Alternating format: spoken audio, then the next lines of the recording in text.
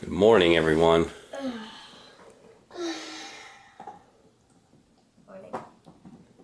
Time change is good to spring forward and have a longer day, but it's harder on the kids for like a week because they sleep in later. Except for you. Yeah. It's gonna be freezing cold and my spell factory is finished. It's gonna be 22 degrees. Hey, what's your shirt say? I'm kind of a big deal. Oh yeah. Yep. Kind of a big deal. Degrees. What's that? Well, the weather people sometimes are wrong. Because the weather people put it on phones.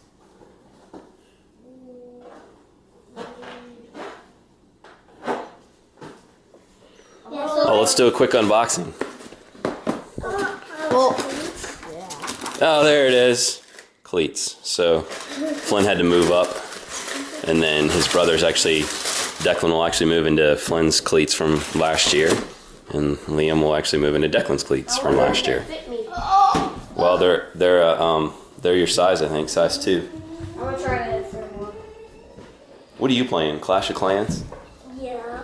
Okay. Flashes. So the kids actually picked up this Monopoly game. And it's funny because if you guys have ever played Monopoly, I'm sure most of you have. It takes this thing could take days, literally. I don't necessarily recommend that, well, unless it's like a snowy day and you're in like all day. But what I do recommend is we actually got this Monopoly Empire. For me, They got that for Christmas. I did. And that's pretty cool as far as, the brands that they're familiar with.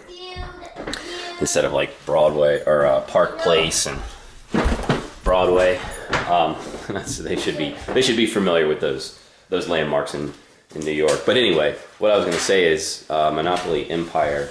It's a much faster game. So like, if you want to play something with the kids, but you don't have like 8 or 9 hours, that one goes pretty quickly, and it's a lot of fun. Anyway, I actually wanted to ask the community. Do you guys still get newspapers? So we get this newspaper once a week, and it's free. The community, well, free in the sense like we don't pay for it, but there's advertising, so there is funding out there for it. But I don't really like reading newspapers. I like reading the news, but not really newspapers.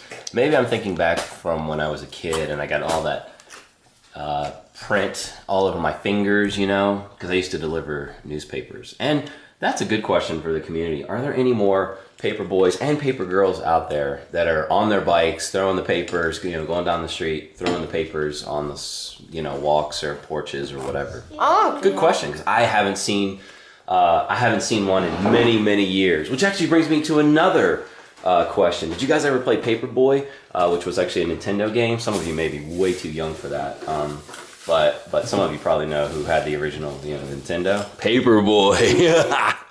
It was so much fun. It was like I was a fanatic about Paperboy. Just kind of crazy about the game. Actually, it made me think, Paperboy. I remember this was sort of my first test of. No, not my first test, but what was I? I started delivering papers at 11, and I think I did it until almost like 13, like around 13, because really it was only the first real legal job you could have at that time, aside from like mowing lawns and stuff. Anyway, I want to get to the point. So that was a test of honesty on my part. I remember this, and so the. For paper boys and girls, we had, when we delivered papers, because my cousin actually, I think she delivered papers, so anyway, I had to collect the money, so if you've ever seen that movie Better Off Dead, I was like Johnny, I had to get my $2, or, whatever it was each month, so they pay for the paper, for that month, and then you give them a little receipt. It was like a little stub, almost like a ticket stub. And one of my customers gave me a $20 bill. And so, I can't remember what the paper cost at that time, but it definitely was not 20 bucks.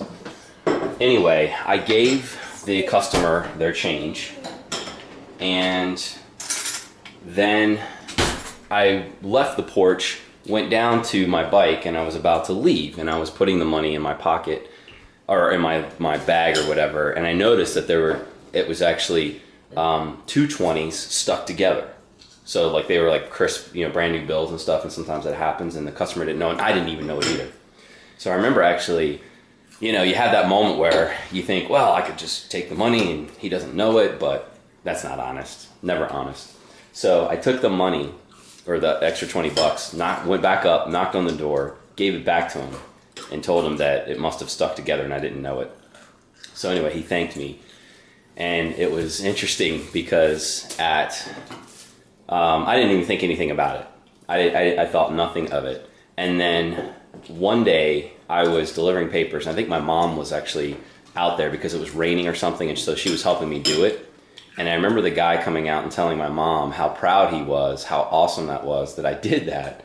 And I mean, for me, it was like, yeah, whatever. I'm not going to take your money. I'm not going to steal from you or whatever. I'm an honest person. I didn't even think it was a big deal.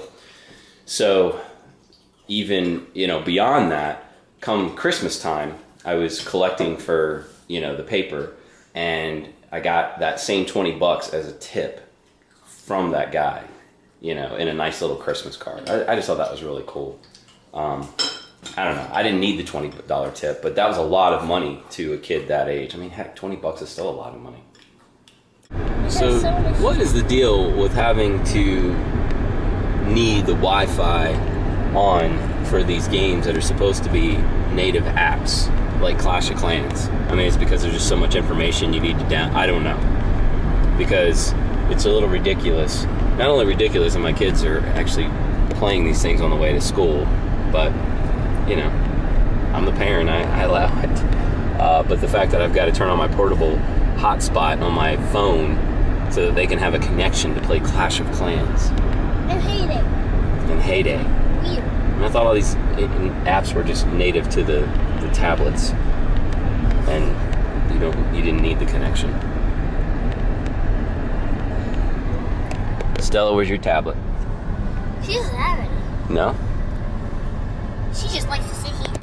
All right, just had a little lunch. Actually got to finish setting up for the show. We're hosting a Hangout on Air today live, and I just need to get everything set up. So I'm actually going to be running, this computer is actually going to have the Hangout. We're going to do this Logitech 920, C920 to HD webcam instead of the iSight, because this is so much better, ATR 2100 here, got XLR, and what XLR is just, it's like a 3-prong adapter that can go into a mixing board, or actually this handy cam here, or handy recorder. And then it also has USB there. That USB cable goes in to this, so it's cool. So my voice actually goes in here to the Hangout with the webcam getting me on the camera, obviously. Then this XLR is actually going to be recording, or this cable here goes right into the Zoom H6. And then actually what I have to do, I've got this adapter because I got to run a line out of this and into here for the other channel, for the guest and the co-host. And then I also do a line out. Line out actually goes into this computer here, where I then record. I record it through software, and then I can also broadcast it via Mixler, so I can actually broadcast it live if I want to. I don't have to, but if I want to. And I want to. So don't tell me what to do.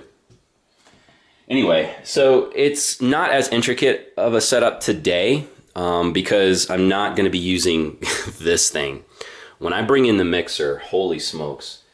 If you like cable porn, I'm not talking about the stuff that you get from the cable company. That's your own business. I'm just talking about cables everywhere. I do not like cables everywhere. I can't stand it. So that's why I always have to, like, after a show, especially if I'm using that mixer, I gotta clean everything up because I don't like cables. I think I said that before. So we're just getting everything together, about to go live. I've actually got my co-host there and my guest, or our guest over there. So we're about to launch it. Just wanted to vlog that piece, and maybe I'll check back in after the show's over.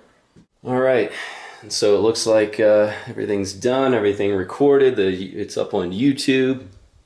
Usually I got to go out and get a little breath of fresh air or something, because talking and focusing and having the headphones on and the lights on me and everything.